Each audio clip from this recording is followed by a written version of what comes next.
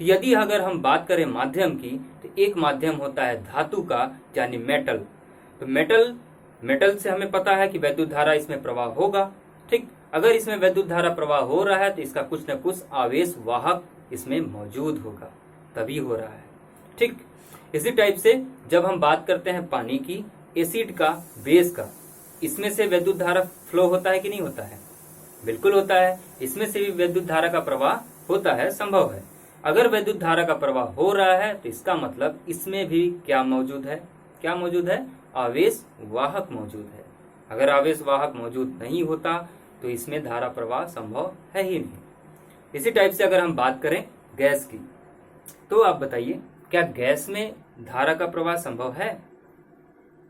Gas में धारा का प्रवाह संभव नहीं है।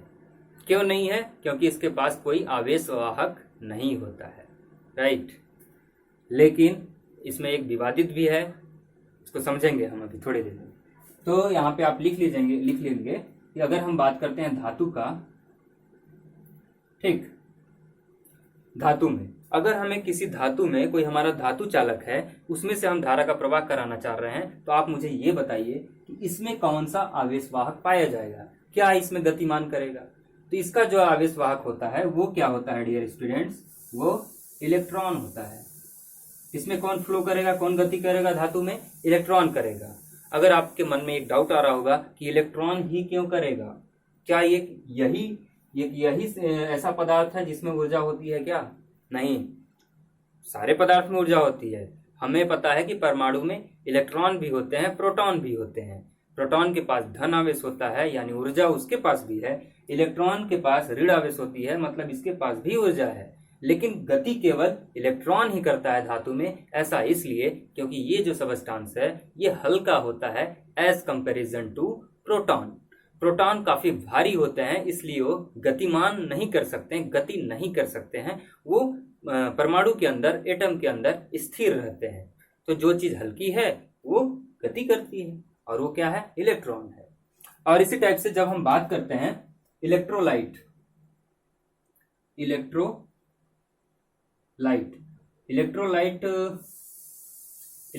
यानी एसिड बेस की बात कर रहे हैं। ठीक, इलेक्ट्रोलाइट को हिंदी में क्या बोलते हैं? विद्युतशीलता या विद्युतशील ऐसे करके कुछ बोलते हैं। अगर आपको पता होगा तो हिंदी में आप इसका लिख लीजिएगा इलेक्ट्रोलाइट का। ठीक, विद्युतशील या विद्युतशीलता ऐसा कुछ बोलते हैं। मुझे अभी याद नहीं आ रहा है कि हिंदी में क्या बोलते हैं इलेक्ट्रोलाइट को। ठीक, तो सॉरी। तो देखिए, हम समझा लेकिन दे रहे हैं आपको कि समझा कि इलेक्ट्रोलाइट यानी हम एसिड बेस की बात कर रहे हैं। तो एसिड बेस में कैसा आवेश वाहक होगा जिसकी वजह से विद्युत धारा प्रवाह होता है? तो जब हम बात करते हैं HCl,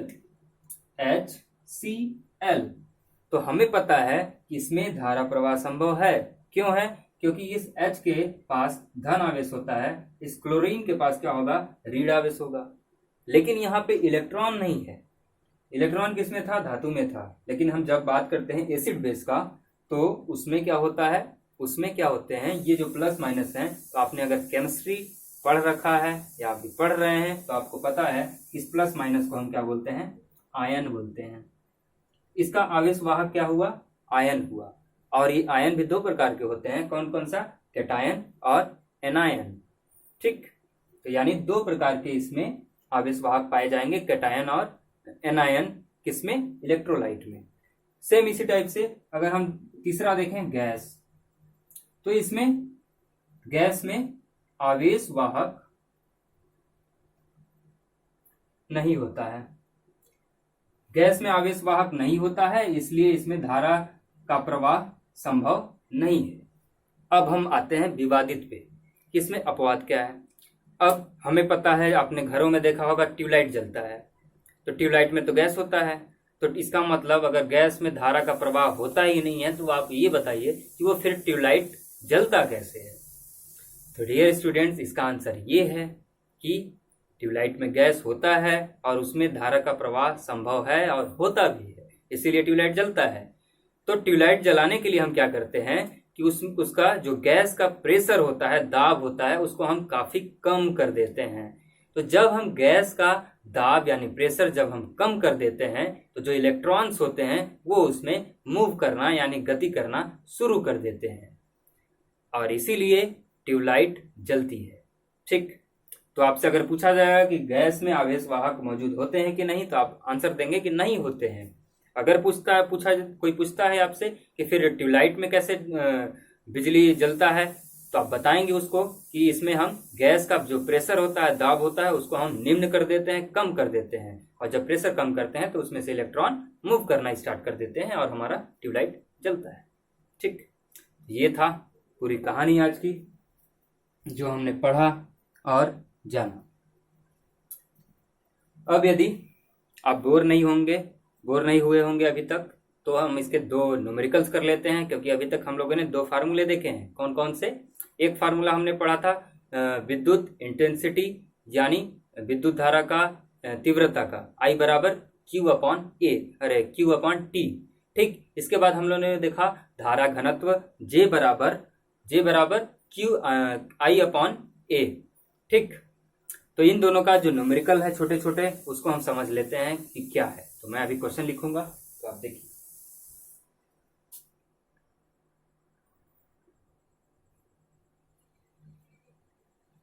चलिए देखिए, छोटे छोटे न्यूमेरिकल हैं दो ठो, बस जो अभी फार्मूले हम लोग दो फार्मूले पढ़े हैं उसका यूज करना सीखेंगे। ठीक, तो पहला क्वेश्चन है डियर स्टूडेंट्स कि एक चालक तार में 30 मिनट में 18 कूलम आवेश प्रवाहित हो रहा है, तो वैद्युत धारा ज्ञात कीजिए। तो सबसे पहले आप जब भी न्यूमेरिकल करते हैं तो आप ये ध्यान दिया कीजिए कि जो जो दिया है पहले आप उसको लिखिए। क्या दिया है आपको? टाइम दिया है। टाइम कितना दिया है? 30 मिनट। ठीक, अब 30 मिनट दिया है तो हमने क्या फार्मूला पढ़ा है? प्रति सेकंड वाला। तो इसको आपको सेकंड में कन्वर्ट करना पड़ेगा। तो हमें पता है कि 1 मिनट में 60 सेकंड होता है, तो इसको हम किससे मल्टीप्लाई करेंगे? 60 से कर देंगे, तो कितना आ जाएगा? 1800 क्या सेकंड। ठीक, इसके बाद आपको क्या दिया है? क्यू दिया है। क्यू कितना दिया है? 18 कूलम। ठीक, आपसे क्या पूछ रहा है? वैद्युत धारा यानी आई का मान पूछ रहा है। हमें फार्मूला पता है कि आई बराबर होता है क्यू अपॉन टी, यानी प्रति सेकंड में कितना आवेश जा रहा है उसी को हम वैद्युत धारा कहते हैं। ठीक, तो आई बराबर क्यू कितना दिया है? क्यू 18 दिया है, और टाइम कितना दिया है? 1800 सेकंड दिया है। ठीक, इसको आप जब काटेंगे ये 18 कैंसिल हो जाएगा, तो आपके पास कितना बचेगा? 1/100। ठीक, तो जब आप इसको ऊपर ले जाएंगे तो ये कितना हो जाएगा?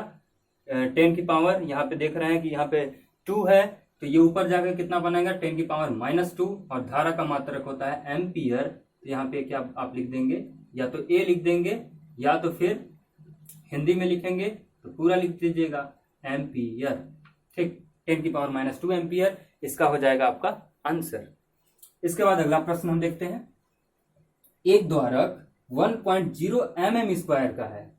ठीक, mm² है, इस पे आप ध्यान दीजिए, mm है, इसको आपको मीटर स्क्वायर में बदलना पड़ेगा, जिससे प्रति सेकंड 6.0 इंटू 10 की पावर 16 इलेक्ट्रॉन प्रवाह होता है। तो धारा और धारा घनत्व बताइए। धारा यानी आपसे आई का मान पूछ रहा है, और साथ में क्या पूछ रहा है? जे का मान पूछ रहा है। ठीक, क्या क्या आपको दिया है? आपको ए दिया है। ए मतलब एम्पियर मत समझिएगा, ए मतलब क्षेत्रफल दिया है। कितना? 1.0 mm का स्क्वायर। ठीक, 1.0 mm स्क्वायर। अब इसको आपको मीटर में बदलना पड़ेगा। तो हमें पता है कि 1 mm को आप जब बदलेंगे मीटर में तो वो कितना बनाएगा? 10 की पावर -3। मतलब इसको जब मीटर में आप बदलेंगे तो आपको कितना पड़ेगा? 1000 से डिवाइड करेंगे, क्योंकि यहाँ पे स्क्वायर है, 1000 और डिवाइड करेंगे तब ये जाके किसमें कन्वर्ट होगा? 1/10 की पावर -6 10 की पावर 6 हो जाएगा। और जब इसको आप ऊपर ले जाएंगे तो ये बनाएगा 10 की पावर -6 मीटर स्क्वायर। तो आप पहले इसको चेंज करेंगे। इसके बाद आपके पास क्या दिया हुआ है? जैसे प्रति सेकंड 6.0 इंटू 10 की पावर 16 इलेक्ट्रॉन, यानी नंबर ऑफ इलेक्ट्रॉन, यानी एन दिया है आपके पास। कितना? 6.0 इंटू 10 की पावर 16। ये क्या दिया हुआ है आपके पास? एन का मान दिया हुआ है। ठीक, प्रति सेकंड यानी टाइम, प्रति सेकंड यहाँ पे बोला है ना, प्रति सेकंड यानी टाइम कितना दिया है? 1 क्या? सेकंड। तो सबसे पहले अगर आपको धारा ज्ञात करना है इसमें, तो जब आप धारा ज्ञात करेंगे तो I बराबर फार्मूला लिखेंगे Q अपॉन T। अब Q क्या इसमें कहीं दिया है? नहीं दिया है, लेकिन हमें Q का फार्मूला आता है कि Q बराबर होता है NE, होता है कि नहीं? पिछले चैप्टर में हम लोगों ने पढ़ा था। और T यानी समय, समय कितना दिया है? 1 सेकेंड, यहाँ 1 कर दीजिए। बचा क्या? NE, NE यानी नंबर ऑफ इलेक्ट्रॉन, इलेक्ट्रॉनों की संख्या दिया है 6.0 इंटू 10 की पावर 16। और इसके बाद ये क्या दिया है? हाँ, ई का मान रख दीजिए 1.6 इंटू 10 की पावर माइनस 19। यही क्वेश्चन है ना, 10 की 16। हाँ ठीक है। इलेक्ट्रॉन का मान रख दिए, एक इलेक्ट्रॉन कितने के बराबर होता है? अब इसको मल्टीप्लाई कर दीजिए आप। 16 छाक 16 पंचे 80, 16 छाक 96, 96 एक दशमलव यहाँ है तो एक दशमलव यहाँ पर लगा दीजिए। दशमलव के बाद 0 है तो इसका कोई मतलब ही नहीं है। इसके बाद पावर को सॉल्व कर दीजिए। 10 की पावर माइनस 19, पावर जुड़ता है तो ये प्लस 16।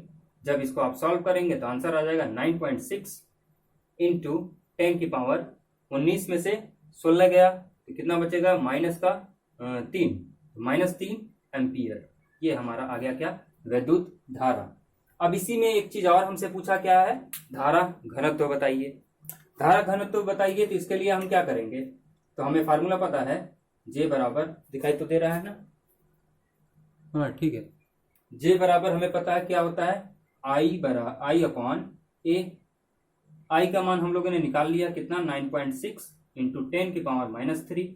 और A का मान हमारे पास है, कितना है? 10 की पावर माइनस 6।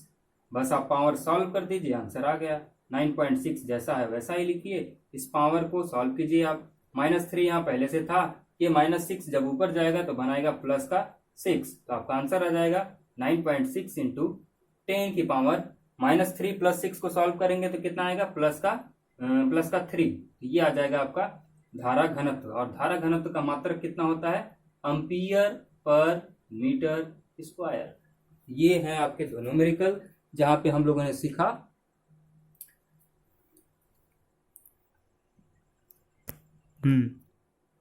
तो आप इन दोनों न्यूमेरिकल को देख लीजिएगा सॉल्व करके अपने से, ठीक। तो इसी के साथ इस क्लास को समाप्त करते हैं।